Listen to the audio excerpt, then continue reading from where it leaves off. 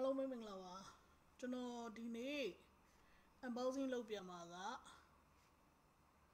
Xiaomi ကထုတ်တဲ့ Redmi Buds 3 Pro နဲ့ကြက်ကလေးပဲဖြစ်ပါတယ်အဲဆိုကျွန်တော်နဲ့အတူတူပစ္စည်းကိုကြည့်ရအောင်နော်Okay ဒါခု Redmi Buds 3 Pro global version ပါပစ္စည်းသူစစ်ခွဲဖို့လို့အတွက်ဒီမှာပါတယ်ဗောနော်ကဲအဲ့ဒါဆိုရင်စပ်ကြည့်အောင်ဖောက်ကြည့်အောင်ပေါ့နော်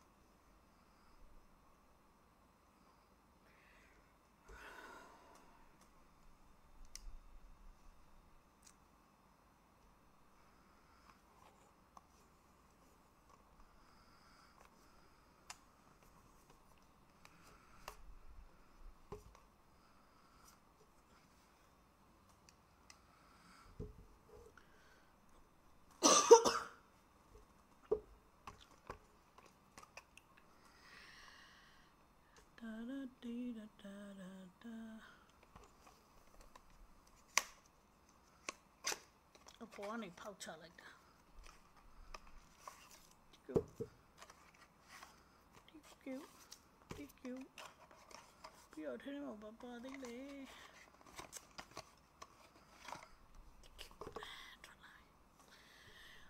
အသွင်ကျူ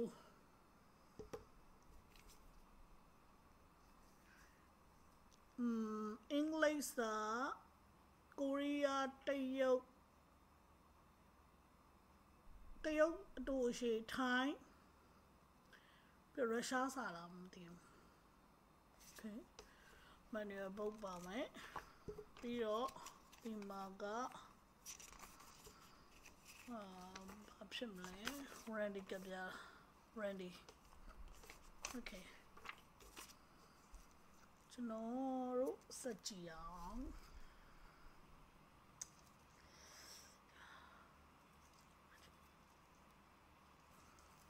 စက်ကြည့်အောင် Okay အဲ့ဆိုရင်ကျွန်တော်တို့ဒီပစ္စည်းလေးကိုစက်ကြည့်အောင်ဆိုတော့ကျွန်တော်ရုပ်ကိုခဏပိတ်လိုက်မယ်ပစ္စည်းတွေကြည့်အောင် Okay ဒီမှာ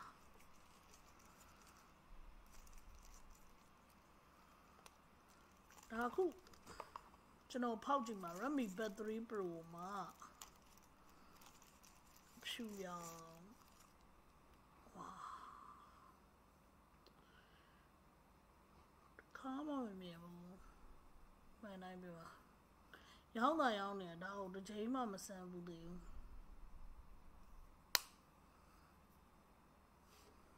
ဟေးအဲ့ဒါကိုဒီဘက်က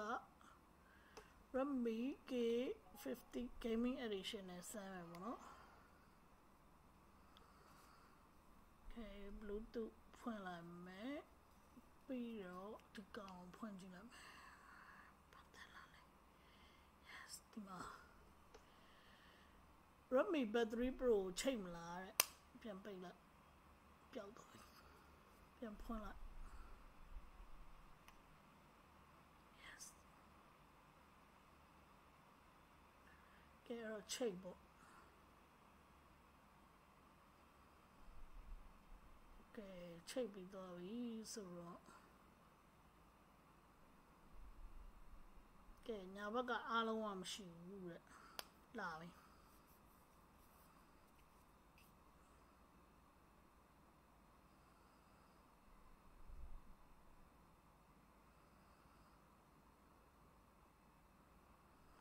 ညာဘက်ကအခုအား83%နဲ့ရှိသွားပြန်ရော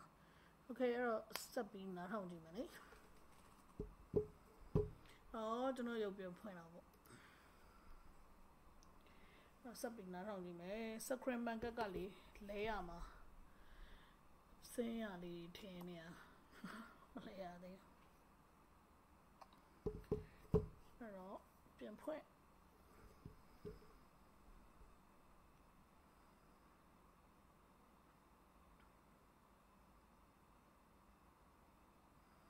Okay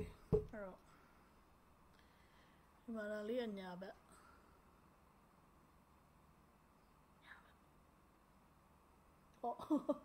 nhà bạn để sorry đó lý ở also bé bạn đó nhà bạn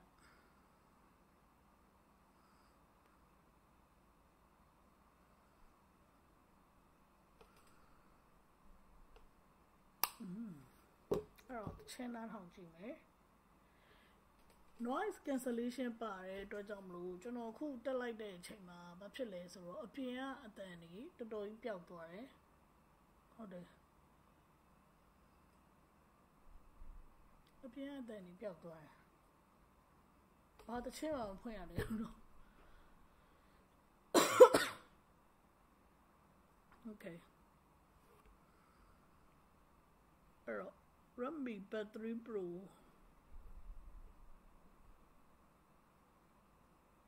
content sharing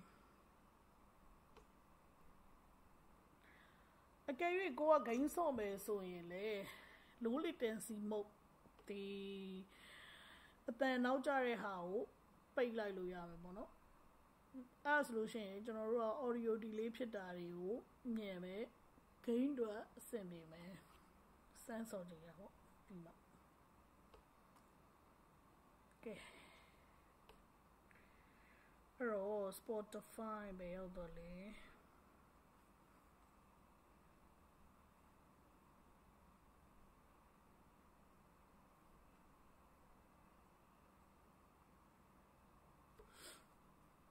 နားထောင်ကြည့်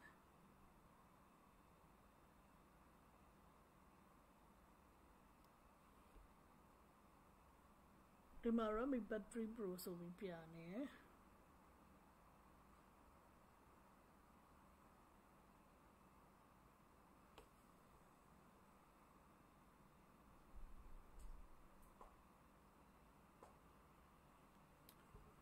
မိုက်တယ်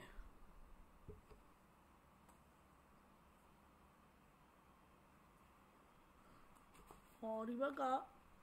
play pause လုပ်လို့ရမယ် manual ဘုတ်ကိုဖတ်ကြည့်ရအောင်ခုကျွန်တော်တော့ဒီမှာ secondary microphone နှစ်ခုပါမယ်တဲ့ဒီပေါ်မှာ mic တစ်ခုရယ်ဒီအောက်ခြေမှာ mic တစ်ခုရယ်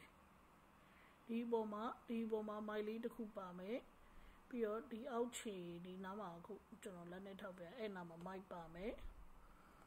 ပြီးရင် wireless charging နဲ့အားသွင်းလို့ရမယ်ပြီးရင်အကယ်၍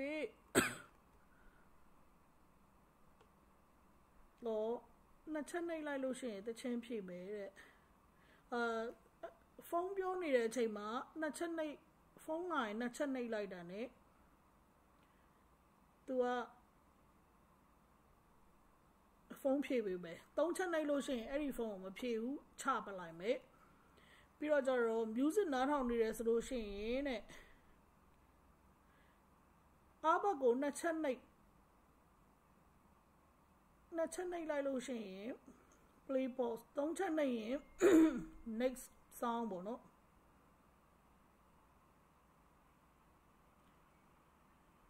နှစ်ချက်ကိုဆွဲဖြုတ်လိုက်ရင်တချင်းကရက်သွားမယ် okay ရက်သွားတယ်လေထောင်ဟာ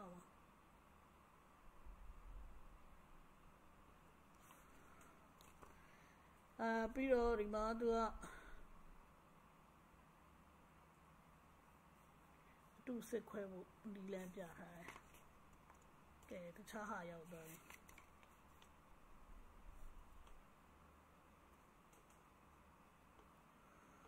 ကျွန်တော်တို့ဒီမှာ charging port က type C အကယ်၍ reset ပါညာချမယ်ဆိုလို့ရှိရင်တော့ဒီ button ကိုကြာနှိပ်ပြီးတော့ချရမယ်ပေါ့နော်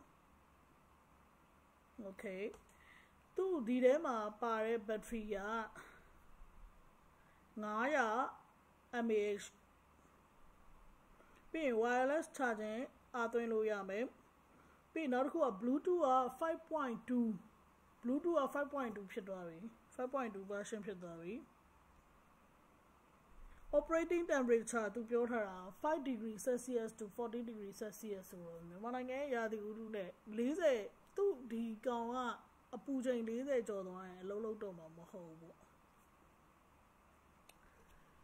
ဟုတ်လာတော့ကျွန်တော်ရုပ်ကြည့်ပြန်ဖြောက်တိတ်ချလေးပြမယ်zoom ဆွဲလိုက်နော်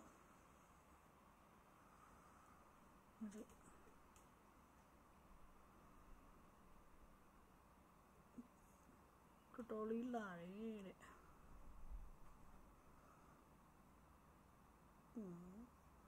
ဒီမှာအတန်းလိုက်နေတာတွေ့နေဒါ touch ဖိလို့ဖိရမလို့ဖိရခလုံးမဟုတ် touch အဲ့တော့သသိန်းကျော်ဝင်းကျင်နဲ့ဒီ quality ဒီဈေးဆိုတော့မိုက်တယ်တော်တော်လေးမိုက်တယ်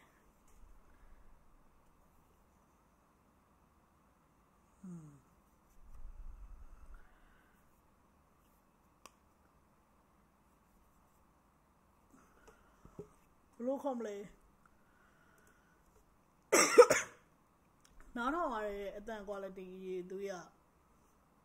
AirPod 3လောက်နေနားထောင်လို့မိုက်တယ်ဆိုတော့တန်တယ်ပေါ့နော်မီကတော့အများနဲ့ဈေးသက်သက်သာနဲ့ပစ္စည်းကောင်းတွေကိုထုတ်ပြတဲ့နေရာမှာတော့ဆရာကြီးပဲအဲ့ဒီနေရာမှာတော့သူ့ကိုမရှင်နိုင်ဘူး brand တော်တော်များအဲ့တော့တချင်းနားထောင်တဲ့ဟာလည်းကျွန်တော်စမ်းပြလိုက်တာဒီလောက်ပဲဆိုတော့ဒီတဲ့ထွက်လာတဲ့အတန်အောင်လေပေးနာထောင်စီချင်တာခဏလေးကျွန်တော် mic မှာတစ်ချက်သွားပြီးပြမယ်ဒါပေမဲ့တန်အကျယ်ဆုံးထိဖွင့်မယ်ကြားလာမလို့